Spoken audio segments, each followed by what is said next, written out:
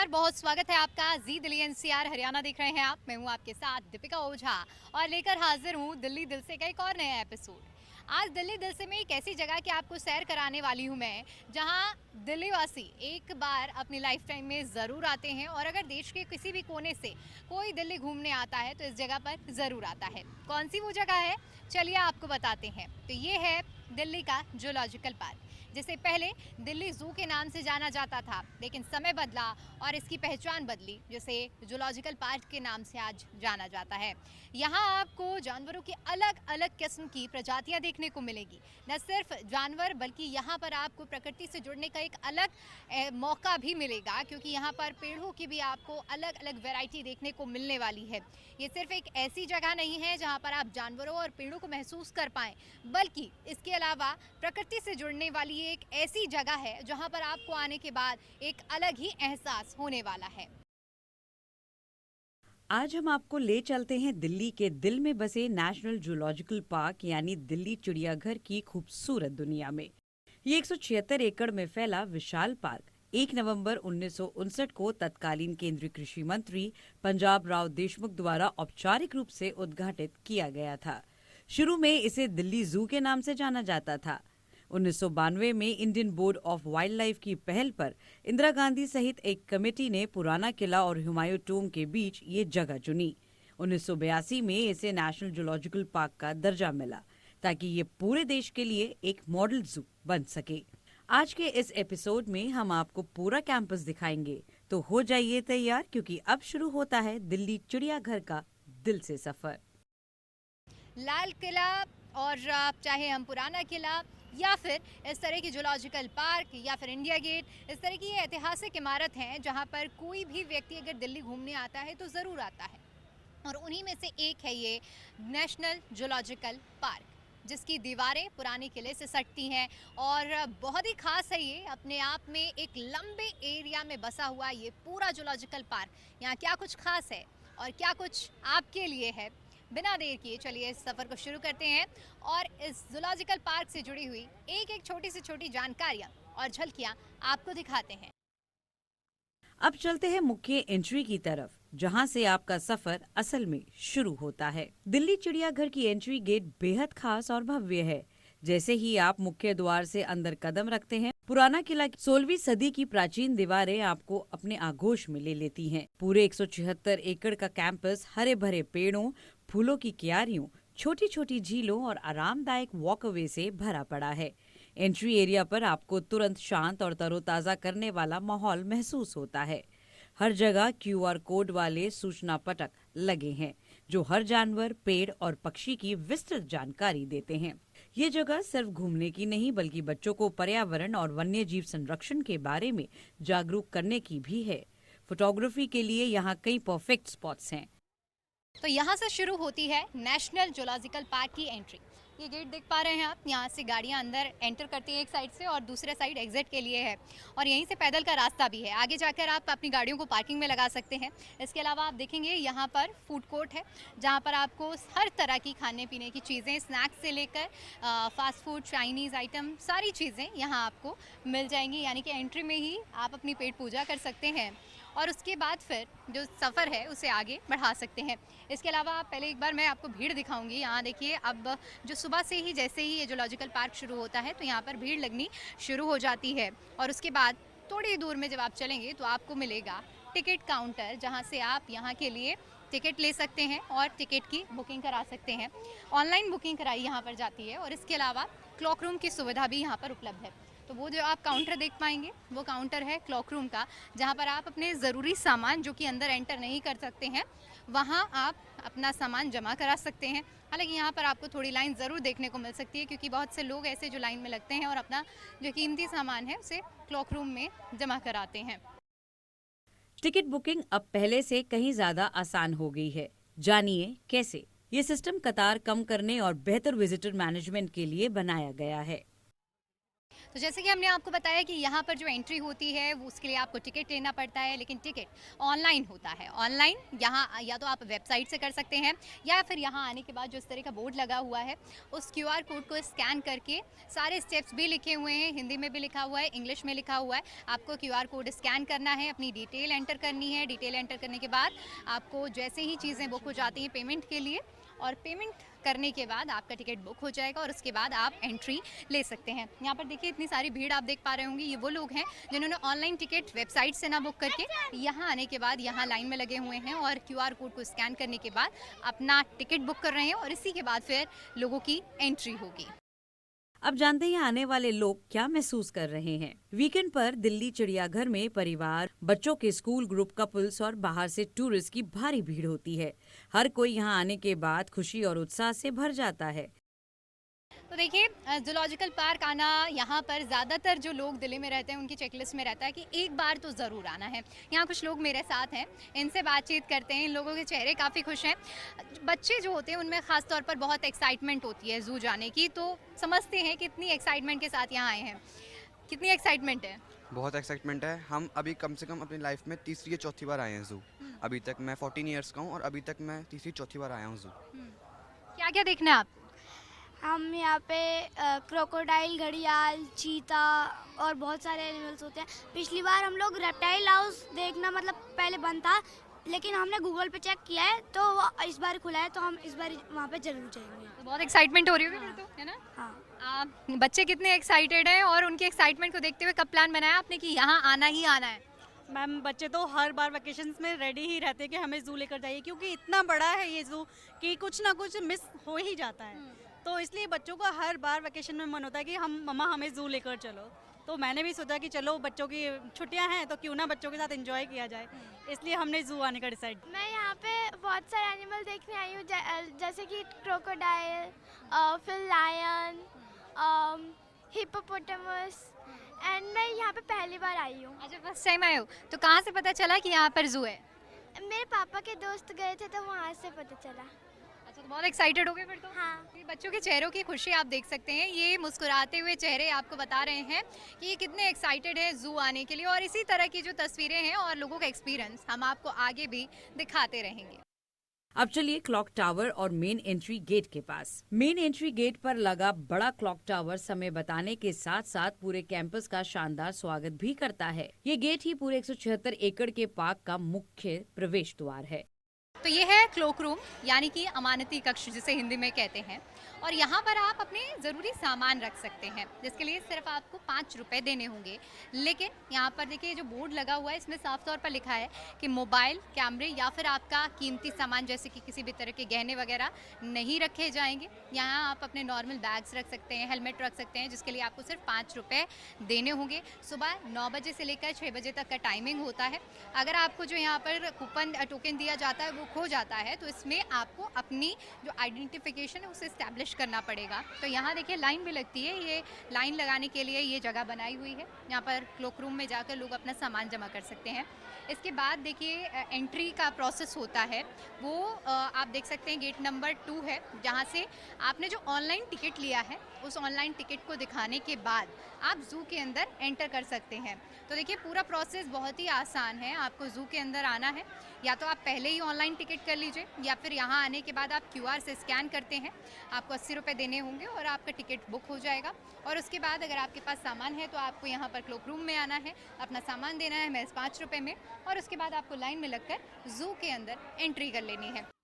Battery vehicle से जानवरों की दुनिया में घूमते हैं। नेशनल जू में घूमना अब और भी आसान हो गया है। ये प्राइवेट एजेंसी द्वारा चलाई जा रही सर्विस है जो hop on hop off system पर काम करती है। पूरा 176 एकड़ का कैंपस इस व्हीकल से आराम से कवर हो जाता है। बच्चों को तो ये सबसे ज्यादा पसंद आता है क्योंकि बिना थके पूरा जू घूम सकते हैं। एंट्री करने के बाद अगला स्पॉट आता है जहां अगर आप बहुत ज़्यादा ज़ू के अंदर पैदल नहीं चलना चाहते हैं तो आप यहां पर बैटरी ऑपरेटेड व्हीकल ले सकते हैं, जिसके लिए इस तरह का ये काउंटर है। और इस काउंटर में देखिए प्राइस लिस्ट भी लिखी हुई है।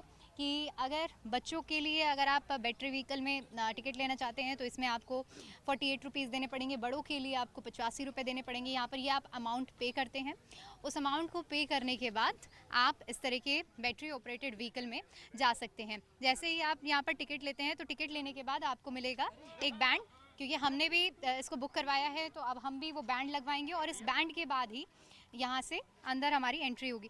ये बैंड के साथ ही एंट्री होती है? हाँ मैडम, ये गाड़ी में बिठाया जाता है इससे। अच्छा, तो सबको ये बैंड लगते हैं? हाँ, जो टिकट लेते हैं उनसे बांधते हैं। कितनी देर तक के लिए वैलिड रहता है? अंदर आप जितना भी टाइम लगाइए। मतलब अगर मैंने ये बैंड लगवा लिया तो मैं दिन भर इस बैंड के जरिए स्टॉप बाय स्टॉप आप जितना मर्जी टाइम लगा सकते हो और अंदर। किसी भी गाड़ी में जा सकती हूँ, एक गाड़ी चली गई दूसरे में? हाँ जी मैडम। तो देखिए यही प्रोसेस रहता है, इस तरह का कुछ आपका बैंड लगेगा और इस बैंड को के अंदर लिखा भी है, देखिए बैटरी ऑपरेटेड व्हीकल के लिए बैंड है। दिन भर अब हम इसके अंदर ट्रेवल कर सकते हैं और किसी भी गाड़ी में बैठ सकते हैं। इसी तरह आप देखेंगे जहाँ यहाँ जूलॉजिकल पार्क में आपको बहुत सारी गाड़ियाँ इस तरह कतारों में लगी हुई दिखेंगी। किसी भी गाड़ी में जाइए, बैठिए और आपको पूरे जू की सैर ये गाड़ियाँ करवाएंगी, बिना थके आप हर एक चीज़ को एक्सप्लोर कर पाएंगे। बैंड हमने लगवा लिया है और गाड़ी चलने के लिए तैयार है, तो चलिए इस गाड़ी के ज़रिए सफ़र करते हैं जू का और यहाँ दिखाते हैं आपको जू से जुड़ी हुई एक एक तस्वीरें। अब देखते हैं जू का सबसे खास आकर्षण। अब हम पहुंच चुके हैं पार्क की सबसे खूबसूरत झील के किनारे, जहां हर सर्दी में आते हैं मेहमान गुलाबी हवासील, जिन्हें हम रोजी पेलिकन भी कहते हैं। ये विशालकाय पक्षी, जिनका वैज्ञानिक नाम पेलिकैनस ऑनक्रोटोलस है, मुख्य रूप से यूरोप, अफ्रीका और एशिया के कुछ हिस्सों से सर्दियों में भारत आते हैं। दिल्ली के नेशनल जू में ये झील पर बड़ी संख्या में दिखाई देते हैं। इनका शरीर सफेद होता है, लेकिन गर्दन और छाती पर हल्का गुलाबी रंग चमकता है, खासकर ब्रीडिंग सीजन में। दिल्ली जू की झील इनके लिए परफेक्ट जगह है, क्योंकि यहाँ शांत पानी और भरपूर मछलियाँ उपलब्ध हैं। ये देखिए यहाँ पर आप देख सकते हैं रोजी पेलिकन, ये आपको बोर्ड भी हर जगह पर इस तरह के देखने को मिल जाएंगे, जहाँ पर उसी चीज़ से जुड़े हुए, उसी किस ब्रीड की क्या पक्षी हैं, कौन से जानवर हैं, उनके बारे में सारी चीज़ें विस्तार से होती हैं। ये जगह बहुत खास है क्योंकि यहाँ पर अगर आप अक्टूबर से लेकर फरवरी तक के महीने में आते हैं तो यहाँ फेब तक आपको माइग्रेटरी बर्ड्स देखने को मिलेंगे, जो कि न सिर्फ भारत से बल्कि अलग अलग जगहों से मूव करते हुए इसी जगह पर आती हैं, जहाँ पर उन्हें फीड कराया जाता है। और अगर आप ठंड के मौसम में आते हैं तो यहाँ आपको देखने को मिलेंगे, लेकिन अभी आपको यहाँ पर इस तरह के बर्ड्स नहीं देखने को मिलेंगे क्योंकि गर्मियों की शुरुआत हो चुकी है। लेकिन इस तरह के रोजी पेलिकन ज़रूर आपको देखने को मिलेंगे और इसके बारे में अगर आप कुछ ज़्यादा जानकारी चाहते हैं तो यहाँ पर आपको देखने के लिए मिलेगी। तो ये पूरा एरिया जो है, आगे अगर हम बढ़ेंगे तो यहाँ पर बर्ड्स, हमें मंकीज़ देखने को मिलेंगे। बच्चों को बहुत भाते हैं इस तरह की चीज़ें, खासतौर पर जब मंकी देखते हैं तो बच्चे काफ़ी ज़्यादा एक्साइटेड भी हो जाते हैं। गुलाबी हवासील देखने के बाद चलिए आगे बढ़ते हैं और देखते हैं कि पार्क में साइन बोर्ड हमें कैसे मदद करते हैं।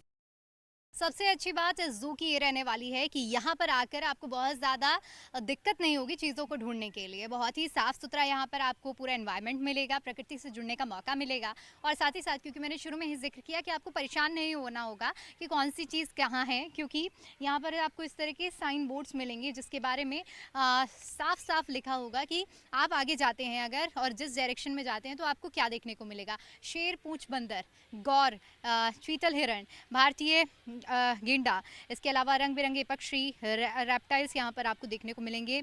ये आप देख सकते हैं, ये इस तरह के बोट्स न सिर्फ एक साइड में, जिस भी साइड में आप रोड की देखते हैं वहाँ पर आपको इस तरह के बोट्स ज़रूर देखने को मिलेंगे, जो कि यहाँ पर लोगों को बहुत आसान बना देते हैं यहाँ चीज़ें एक्सप्लोर करने में। अब इन साइन बोर्ड्स की मदद से चलिए मिलते हैं एक दुर्लभ बंदर से। ये है शेर पूंछ वाले बंदर, जिसे लायन टेल्ड मकॉक या मकाका सेलेनस कहते हैं। ये पश्चिमी घाटों की एंडेमिक प्रजाति है, यानी दुनिया में सिर्फ भारत के पश्चिमी घाट के घने वर्षा वनों में ही पाए जाते हैं। इनकी आबादी जंगलों में तेजी से घट रही है, इसलिए जू में इनका संरक्षण बहुत महत्वपूर्ण है। बंदर तो आपने कई तरह के देखे होंगे, लेकिन क्योंकि हम जू में आए हैं इसलिए आपको बंदर की कुछ अलग प्रजाति दिखाना बहुत ज़रूरी हो जाता है और इसीलिए मैं अगले स्टॉप में जहां आई हूं वहां मैं आपको दिखाने वाली हूं कुछ अलग तरह का बंदर, जो कि साउदर्न इंडिया में पाया जाता है, जिसे शेर पूंछ बंदर के नाम से जाना जाता है। इसके बारे में यहाँ पर लिखा हुआ है, वो तो मैं आपको बताऊंगी, लेकिन सबसे पहले वो आप देख सकते हैं शेर पूंछ बंदर, वो वहाँ पर बैठा हुआ है। देखने में आपको बंदर जैसा लगेगा, लेकिन इसकी जो पूंछ होती है वो शेर जैसी होती है। इसका चेहरा भी कुछ अलग सा होता है, रंग काला होता है। और इसके लिए देखिए एक सेटअप बनाया गया है जिसमें जो बंदर होते हैं वो चहलकदमी करते हैं, खेलकूद करते हैं। यहाँ पर आप दो देख सकते हैं बंदर, एक तो आराम से शेड के नीचे बैठा हुआ है और दूसरा चहलकदमी कर रहा है। लोगों को बहुत भाते हैं इस तरह के बंदर। और देखिए यहाँ पर लोग खड़े होकर इनकी जो एक्टिविटीज़ हैं उसे एंजॉय करते हैं। सबसे ख़ास बात यह है कि ये जो बंदर होते हैं इनके अक्सर 10 से 20 समूह में ये रहते हैं, ये बताया जाता है। लेकिन क्योंकि गर्मी का समय हो रहा है, धूप हो रही है, इसलिए अभी आप यहाँ पर 2 ही देख पाएंगे। लेकिन आमतौर पर ये 10 से 20 बंदर यहाँ पर मौजूद रहते हैं। इसके अलावा खाने में देखिए, अगर बात करें इनके बारे में, अगर आप जानना चाहते हैं तो यहाँ पर इनके फेवरेट फूड के बारे में बताया गया है कि ये पत्तियाँ, बीज, कीड़े मकोड़े, इस तरह की चीज़ें खाना ज़्यादा प्रेफर करते हैं। और इनकी डाइट एंड एनजीपी, इसमें भी ये लिखा हुआ है कि इन्हें ख़ास तौर पर क्या दिया जाता है, बॉइल्ड एग दिए जाते हैं, नट्स दिए जाते हैं, इस तरह की सारी चीज़ें हैं। रेंज कहाँ पर है, साउदर्न इंडिया का जैसे मैंने जिक्र किया, तो वेस्टर्न घाट, केरला, तमिलनाडु, कर्नाटका अगर आप जाते हैं तो वहाँ पर आपको ये मिलेंगे। लेकिन अगर आप इन जगहों पर नहीं गए हैं अभी तक और भारत में दिल्ली में रहकर आप इस तरह की स्पीशीज़ को महसूस करना चाहते हैं तो कहीं मत जाइए, दिल्ली में ही रहकर आप यहाँ आइए, आपको इस तरह के बंदर भी यहाँ देखने को मिल जाएंगे। साथ ही साथ इनके बारे में पूरी जानकारी भी मिलेगी। बच्चों को लेकर आते हैं तो उनका बचपन से ही इन चीज़ों को लेकर ज्ञान बढ़ेगा और उन्हें पता चलेगा कि बंदर सिर्फ एक तरह के नहीं होते हैं बल्कि बहुत तरह के होते हैं। लेकिन इसी के साथ साथ आप देखिए ये जो हर जगह पर इस तरह का पूल भी बनाया गया है जहाँ पानी भरा गया है ताकि एक डिस्टेंस मेंटेन रखा जाए लोगों के बीच में और जानवरों के बीच में। तो यानी सुरक्षा भी और इसके साथ साथ ज्ञान भी और आनंद भी। अब आप देख सकते हैं ये जो बंदर है कितने आराम से ये यहाँ पर आराम कर रहा है पेड़ की छांव के नीचे, ये देखिए। और दूसरा बंदर आपको देखने को मिलेगा किस तरह से पेड़ की टहनी पर चढ़ा है। इसका जो मुंह है, मुंह में आप देखें कि शेर के जैसे पूरे जो बाल हैं इसके मुंह को ढके हुए हैं और इसीलिए इस बंदर को शेर पूंछ बंदर कहा जाता है। कृष्ण मृग या ब्लैक बक भारत का सबसे खूबसूरत और तेज एंटीलोप है। नर का रंग चमकदार काला और सफेद, जबकि मादा हल्की भूरी होती है। नर के सिर पर लंबे सर्पिल आकार के सींग होते हैं। हिंदू संस्कृति में ये भगवान कृष्ण से जुड़े हैं, इसलिए इन्हें कृष्ण मृग भी कहा जाता है। ये घास के मैदानों में रहते हैं और बहुत तेज दौड़ते हैं। दिल्ली जू में इनका इंक्लोजर खुला और हरा भरा है, जहां आप इन्हें छलांग लगाते हुए और दौड़ते हुए देख सकते हैं। ये भारत का सबसे सुंदर मृग माना जाता है, जो कि बहुत फुर्तीला होता है और बताया जाता है कि इतनी तेज़ गति से इसके अंदर दौड़ने की क्षमता होती है कि ये पल भर में कहाँ पहुँच जाए इसका अंदाज़ा भी नहीं लगाया जा सकता है। इसलिए देखिए यहाँ पर आप ये कितने सारे ब्लैक बग्स देख सकते हैं, बहुत ही फुर्तीले होते हैं, इसलिए इनके लिए स्पेस भी काफ़ी बड़ा बनाया गया है। पूरा इन्हें एक नेचुरल एनवायरनमेंट देने का काम किया गया है। पेड़ भी वैसे ही लगाए गए हैं जैसे इन्हें जंगलों में मिलते हैं। बहुत सारे देखिए आप छोटे ब्लैक बग भी देख सकते हैं, यानी कि बच्चे, बड़े और अलग अलग वैरायटी के, कुछ ब्राउन है, कुछ ब्लैक में है, बहुत सारी वैरायटी यहाँ पर ये है। और इसके साथ साथ ये भी बताया जाता है कि ये कहाँ कहाँ पर मिलते हैं। तो चलिए अब आपको ये भी बता देते हैं। तो ये आपको देश के अलग अलग कोनों में मिलेंगे। इसकी जो रेंज बताई जाती है इंडिया और इसके अलावा यूनाइटेड स्टेट ऑफ अमेरिका और अर्जेंटीना में भी इसे पाया जाता है। इसके अलावा खाने के बारे में अगर हम बात करें तो इनका फेवरेट फूड ग्रीन लीव्स होती हैं, बर्ड्स होती हैं। इन्हें एक ओपर एनवायरनमेंट चाहिए होता है। जो स्टेशन पीरियड इनका 160 दिनों का होता है। कुल मिलाकर अगर आप इनके बारे में जानना चाहते हैं तो इस तरह की बोट से आप पढ़ सकते हैं और इनकी खूबसूरती का आनंद ले सकते हैं। अगर आप किसी भी जगह पर जा रहे हैं, किसी भी जानवर को देख रहे हैं तो वहाँ पर ठहरिए, उनकी एक्टिविटीज़ को देखिए। यकीन मानिए कि आप उनकी एक्टिविटीज़ को देखकर बहुत अच्छा महसूस कर पाएंगे। आप यहाँ देखेंगे बहुत सारे लोग भी हैं जो शांति से खड़े होकर सिर्फ और सिर्फ ऐसी जगहों पर जानवरों की जो चहलकदमी है उसे देख रहे हैं और उसे महसूस कर रहे हैं कि आखिर ये क्या कर रहे हैं। इनके लिए देखिए जो ग्रीन लीव्स वेजिटेबल्स होती हैं वो भी यहाँ पर डाली गई हैं ताकि इन्हें एक नेचुरल एनवायरनमेंट में ग्रोन अप होने का मौका मिल सके। अब मैप पर एक नजर डालते हैं और फिर बड़े जानवरों की तरफ बढ़ते हैं। मैप के पास बैठने की व्यवस्था भी है ताकि आराम से प्लानिंग कर सके। चीज़ों को एक्सप्लोर करते करते कभी कभी ऐसा होता है कि हम लोग कुछ स्पेसिफिक जानवर देखना चाहते हैं, चीज़ें देखना चाहते हैं, तो उसके लिए बहुत ज़्यादा आपको परेशान होने की ज़रूरत नहीं है। इस तरह के मैप आपको जगह जगह नेशनल जोलॉजिकल पार्क की ओर से लगाए हुए मिलने वाले हैं, जहाँ पर आप सारी चीज़ें जो भी यहाँ पर मौजूद है इसके बारे में जानकारी ले सकते हैं। यहाँ पर आप एंट्री से लेकर कौन सा जानवर, चाहे आप रॉयल बंगाल टाइगर की बात करें या फिर वुल्फ की बात करें, रेप्टाइल हाउस की बात करें, सब कुछ यहाँ पर आपको देखने को मिलेगा। इसके अलावा कैफेटेरिया, फर्स्ट एड, ये कहाँ पर आपको मौजूद मिलेंगे, ये सारी चीज़ें आपको देखने को यहाँ मिल जाएगी। यानी कि बहुत ज़्यादा किसी से आपको गाइडेंस की ज़रूरत नहीं है, किसी गाइड की ज़रूरत नहीं है। आप यहाँ पर आते हैं तो खुद आप अपने गाइड हैं, जहाँ पर आप अपनी पसंद के साथ आप अपनी चीज़ों को देख सकते हैं। बहुत ही कम टाइम पे बहुत ही आसानी से चीज़ों को एक्सप्लोर यहाँ पर किया जा सकता है। मैप देख लिया, अब चलिए आगे बढ़ते हैं और मिलते हैं भारत के सबसे शक्तिशाली जंगली बैलों से। अब आपके सामने भारतीय जंगलों का सबसे बड़ा शक्तिशाली बैल गौर, जिसे इंडियन बाइसन भी कहा जाता है। सींग बड़े, घुमावदार और तेज होते हैं। गौर मुख्य रूप से घास, पत्तियां और फल खाते हैं। दिल्ली जू में इनके लिए बहुत बड़ा प्राकृतिक इंक्लोजर बनाया गया है, जिसमें घना जंगल और पानी का तालाब भी शामिल है। अब हमारा अगला स्टॉप है जहां हम आपको दिखाने वाले हैं गौर, जिसे विलुप्त प्रजातियों में शामिल किया गया है, यानी कि एंडेंजर्ड स्पीशीज। इनकी जो संख्या है वो बहुत कम है। ये दुनिया की सबसे बड़ी गाय होती है, जिनकी सुनने और सूंघने की क्षमता तो बहुत ज़्यादा होती है, लेकिन कहा जाता है कि गौर की जो देखने की क्षमता होती है वो बहुत कम होती है। यहाँ नेशनल जोलॉजिकल पार्क में आप 2 गौर देख पाएंगे। ये एक नर और एक मादा, यानी कि एक मेल और एक फीमेल गौर हैं। इस वक्त आराम कर रहे हैं, लेकिन इनकी जो आकार की अगर हम बात करें तो इनके सामने और पीछे के जो पैर होते हैं वो सफ़ेद और हल्के रंग के होते हैं, जिन्हें देखने के बाद ऐसा लगता है कि जैसे इन्होंने पैरों में कोई सॉक्स या फिर मोजे पहने हुए हैं। इनका आकार जो होता है वो आप इस तरह से देख सकते हैं। और कहा जाता है कि जो अगर यहाँ पर आप जाते हैं तो ये आपको दूर से ही महसूस कर पाएंगे, आपकी चहलकदमी से, आपकी इनकी क्योंकि सूंघने की क्षमता बहुत ज़्यादा होती है तो उसकी वजह से, लेकिन ये आपको देख बहुत ही मुश्किल से पाएंगे।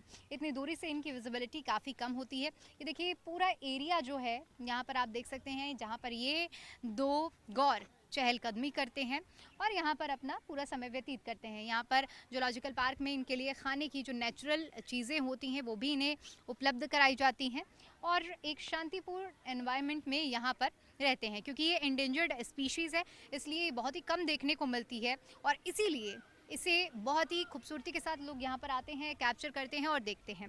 ये 2 जगह पाई जाती है, इंडिया और मलेशिया में। गौर की ताकत देख ली तो चलिए मिलते हैं एक ऐसे जानवर से जिसकी त्वचा लोहे जैसी मोटी है। अब हम आ गए हैं भारत के सबसे प्राचीन और लुप्त प्राय जानवरों में से एक भारतीय गैंडा के पास। एक सींग वाला भारतीय गैंडा दुनिया की सबसे बड़ी प्रजातियों में से एक है। इनका वजन 3000 किलोग्राम तक हो सकता है। ये घास, पत्तियां और छोटी झाड़ियां खाते हैं। गैंडा देखने में भारी भरकम लगता है, लेकिन ये काफी तेजी से दौड़ भी सकता है। सबसे पहले तो मैं आपको दिखाऊंगी वो जो गेंडा आप देख सकते हैं वो आराम फरमा रहा है इस वक्त। एक जो आर्टिफिशियल इन लोगों के लिए पॉन्ड बनाए जाते हैं उसमें पानी भरा हुआ है और उसमें गेंडा आप देख सकते हैं कि किस तरह से वहाँ पर आराम कर रहा है और उसके आसपास में जो नेचुरल बर्ड्स हैं वो भी आपको नज़र आएंगी। ये एक सींग वाला भारतीय एशिया का सबसे विशालकाय गेंडा है। एक विशालकाय गेंडा जिसकी चमड़ी के कवच कई परत में बटे होते हैं। ख़ास तौर पर बताया जाता है कि ये जो गेंडा है ये भारत के उन हिस्सों में पाया जाता है जैसे कि असम, वेस्ट बंगाल, उत्तर प्रदेश और इसके साथ साथ भारत के अलावा इसे नेपाल में भी पाया जाता है। इस गेंडे की ख़ास बात आपको बता दें कि पहले के ज़माने में बताया जा रहा है कि नदियों में, उत्तर प्रदेश की जो नदियाँ हो जाती थीं, पश्चिम बंगाल या फिर नेपाल, वहाँ पाया जाता था। लेकिन अब समय बदलने के साथ साथ इनकी जो प्रजातियाँ हैं, जो संख्या है वो भी कम होती हुई नज़र आ रही है। इनका भी आप एरिया देखेंगे तो बहुत बड़ा एरिया है और यहाँ पर सिर्फ एक ही आपको राइनासोर देखने को मिलेगा जो कि हल्के भूरे, ग्रे और ब्लैक कलर में होता है। इसके अलावा बताया जाता है कि जो इनका साइज़ होता है वो 3 से 8 मीटर का होता है। 1600 से लेकर 2700 किलो तक का इनका वज़न होता है, यानी कि बहुत ही हैवी शरीर होता है गेंडा का। और आमतौर पर आपने सुना भी होगा गेंडा के बारे में। तो इसी तरह का आप यहाँ पर देख सकते हैं। हालांकि ये चहलकदमी करता हुआ दिखता तो और ज्यादा अच्छा लगता। गैंडे की शक्ति और सुंदरता देख ली। आखिरी लेकिन बहुत प्यारा जानवर तो यहाँ पर आपको दिखेगा स्लोथ रियर, जिसे हिंदी में रीछ के नाम से जाना जाता है। यहाँ पर पूरा स्ट्रक्चर बनाया गया है जो जैसे देख सकते हैं आप, इनके खेलने के लिए, इनके खाने के लिए, और एक आर्टिफिशियल लेक जो यहाँ पर बनाई जाती है वो यहाँ पर आप देख सकते हैं। बताया जाता है कि ये जो रीछ हैं, इन्हें आप जब करीब से देखेंगे तो इनका पाएंगे कि जो इनका मुंह होता है वो बाहर की ओर निकला होता है, एक छोटी सूंड जैसे कि उसमें होती है। निचला जो इनका होंठ का एरिया होता है वो काफ़ी लंबा होता है, इसलिए इसे सबसे अलग बनाया जाता है। इसकी जो प्रजाति है वो भारत में, नेपाल में, भूटान में पाई जाती है, बांग्लादेश और श्रीलंका में पाई जाती है। और ऐसी स्पीशीज़ हैं जिन्हें बहुत आसानी से देखा नहीं जा सकता है। हालांकि हम आपको दिखाना चाह रहे थे, लेकिन इस वक्त क्योंकि देखिए वहाँ पर जो ये बियर हैं वो अपना आराम कर रहे हैं, इसलिए इनको यहाँ पर किसी भी तरह से फीड करना, टीज़ करना भी मना है। क्योंकि देखिए इस तरह के यहाँ पर बोर्ड भी लगे हुए हैं कि जानवरों को खाना खिलाना और चिढ़ाना बिल्कुल मना है, प्रतिबंधित है। और अगर आप जानते होंगे कि वाइल्ड लाइफ जो एक्ट होता है उसकी धारा के तहत ये अपराध माना जाता है, इसलिए यहाँ पर किसी भी तरह के जानवरों को टीजिंग करना, फीडिंग करना बिल्कुल भी अलाउड नहीं है। अगर यहाँ पर आप इसकी तस्वीरें देखते तो यहाँ पर जो ये बियर होता है इसका कलर या फिर ब्राउन होता है, ब्लैक होता है या ग्रे होता है। तो यहाँ पर जो स्पीशीज़ अभी इसकी मौजूद हैं वो ब्लैक कलर में है और शाम के वक्त ये चहलकदमी करते हुए यहाँ नजर आते हैं। आज के एपिसोड में हमने दिल्ली चिड़ियाघर की खूबसूरत एंट्री, शेर पूंछ वाला बंदर, भारतीय गैंडे जैसे शक्तिशाली जानवरों को करीब से देखा। पूरा कैंपस हरा भरा, शांत और शिक्षा से भरपूर है। अब अगले हफ्ते एपिसोड 2 में हम आपको और भी ज्यादा रोमांचक चीजें दिखाएंगे। स्लॉथ बेयर की मजेदार दुनिया से शुरू, शेर, हाथी, सफेद बाघ और बहुत कुछ। तो अगले हफ्ते भी देखना ना भूलें दिल्ली दिल से, क्योंकि दिल्ली चिड़ियाघर का सफर अभी बाकी है। और इसी तरह की जो तस्वीरें हैं और लोगों का एक्सपीरियंस हम आपको आगे भी दिखाते रहेंगे।